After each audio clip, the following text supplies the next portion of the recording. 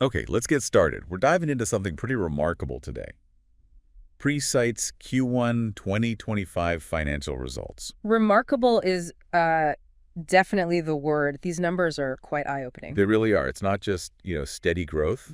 We're talking results that strongly suggest Presight is really cementing itself as a global leader in AI. That's the big takeaway, isn't it? It feels like a potential turning point. Exactly. So what we want to do in this deep dive is really look behind the numbers. We've analyzed the reports, the announcements. The goal is to figure out what these results tell us about their global AI leadership claim and, how they're actually expanding. Right.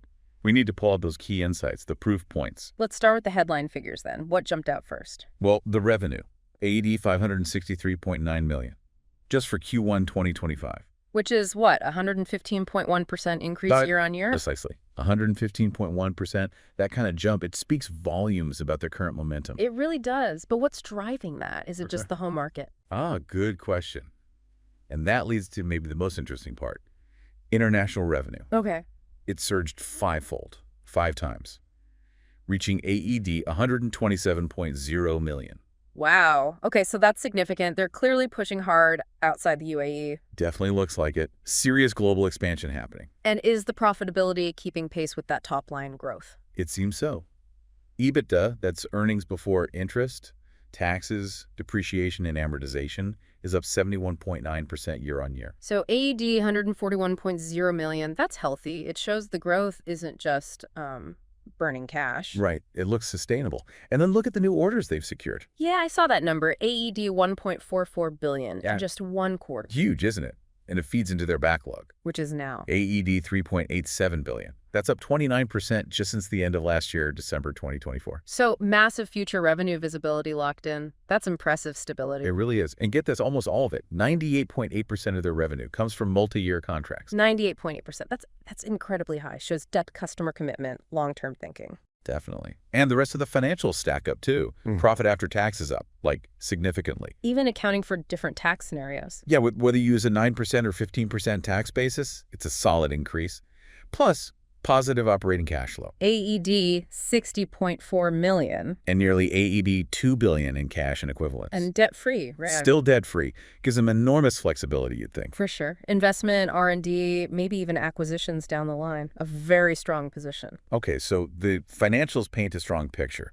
What about the strategy behind it? The actual deals and expansion? Well, domestically, they haven't slowed down. Key contracts, like with the UAE Accounting Authority. Or video analytics, access management. Right. And also the Emirates Nuclear Energy Company, deploying sovereign agentic AI there. Which is a pretty sensitive, high-stakes area. Yeah. It shows trust. It does. And then there's AIQ, their subsidiary. Yes, the energy AI platform with ADNOC. Exactly. They're continuing that $340 million deployment across ADNOC's upstream operations. And they're calling it the world's first large-scale rollout of agentic AI in energy. Which is a bold claim. Agentic AI meaning AI that can act more autonomously, make decisions, not just analyze. Kind of, yeah.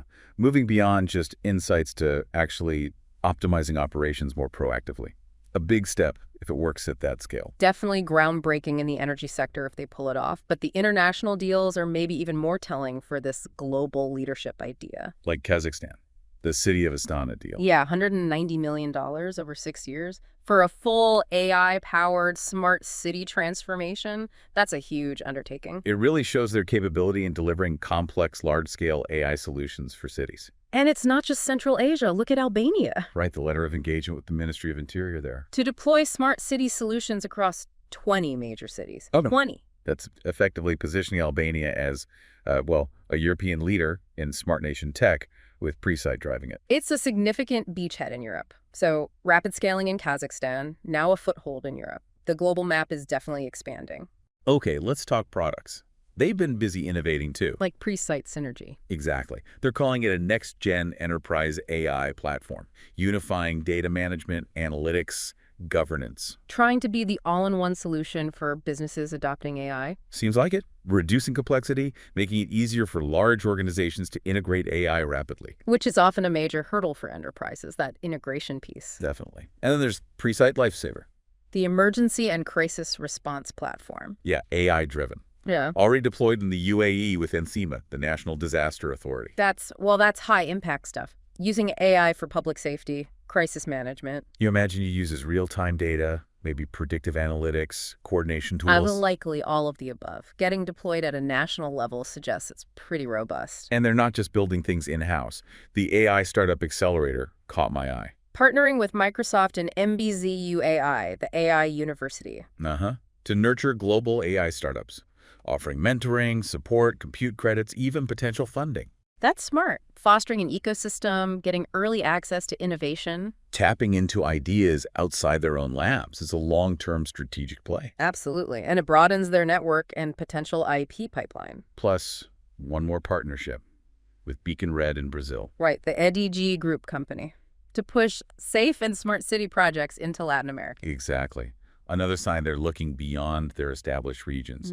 A truly global vision taking shape. It seems like a very deliberate, multi-pronged approach to expansion. And the CEO's statement really tied it all together, didn't it? It did. He emphasized that momentum from late last year carrying straight into Q1. And positioning Presight not just as a vendor, but as a strategic partner. Yeah, for governments, large enterprises, focusing on digital transformation, public services, national resilience, all powered by AI. He directly linked the financial results, the new products, the record backlog, and that growing international footprint to their claim of being a world leader. It's a confident assertion, but based on these Q1 results, it feels like they have the evidence to back it up right now. So, summing up then. Right. Q1 2025 for Presight.